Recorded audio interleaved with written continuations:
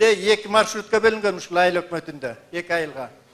Былтыр эмеден Госгай, Токтогул гайдан келип, эмеге жараксыз деп маршруткалар токтотуруп койгон. Негизи эмеге жооп бербейт талапка, эскилиги жеткен. Анан ушул былтыр ошо 7 километрден балдар каттап атышат, жөө каттап атышат.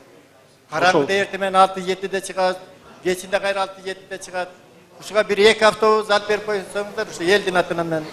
Маршруткабыздын эскилиги жетип калып, жана каттамдарды тейлеген мекеме токтотуп койгон ГАИнин катышуусунда. Мен бир ушундай бир маселе болгон. Саламатсызбы жыйындын катышуучулары. Өзгөрүш айыл өкмөтүндө негизи 2 каттам бар. Өзүңүздү тааныштырып кетсеңиз? Жалал Абад департаментинин транспорт боюнча башкармалыгы Сариев Равшан.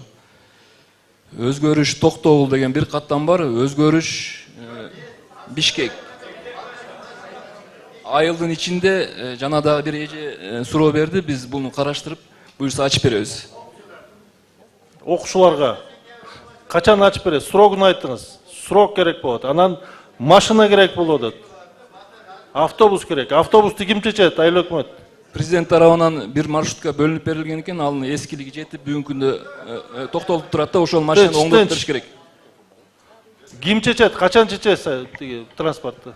Азыр бизде Чоргоч айылында бир автобусубуз бар, 24-жылы күзүндө келген. Ошол ал оң абалда, бардыгы жакшы абалда, жаңы да ал, 24-жылкы. Анан бул жакта бир спринтер, анан бир автобусубуз бар эле.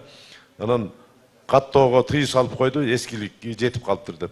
Анан ошо менен биздин айылдарга, ошо Таш көчү жакка, Чечтөө, Опоз тарапка бирден 2 автобус керек. Урмат Өзбекович, бул чоң көйгөй, мен ойлойм. 7 километр бул алыс да бир топ эле. Ал аралыкта эмне болуп кетет? Бир карап, бир каражат таап чечиш керек маселени. Бир сыра карап туруп дагы жооп бересиз. Маселе каралат, мына жергиликтүү бийлик чечет, Кудай буюрса.